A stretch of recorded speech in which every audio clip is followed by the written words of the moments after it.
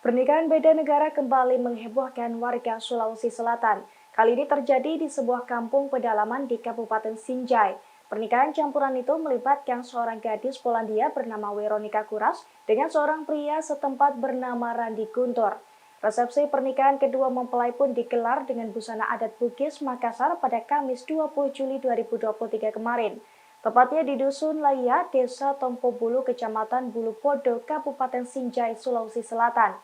Selain digunakan mempelai wanita dan pria, busana adat tersebut juga tampak dikenakan oleh keluarga Veronica. Rombongan wanita yang terdiri dari beberapa gadis hingga perempuan berumur mengenakan pakaian adat berwarna hijau lumut. Beberapa dari mereka berjalan sembari menggenggam tangkai kipas dan menggerak-gerakannya lantaran merasa gerah. Begitu pula dengan rombongan pria. Pemuda dan pria tua bule tersebut tampil mengenakan pakaian adat rapi. Dalam video yang diunggah dalam media sosial Twitter @daeng_info, mereka berjalan santai mengikuti rombongan perempuan. Suasana pernikahan itu terlihat ramai disambangi para tamu undangan.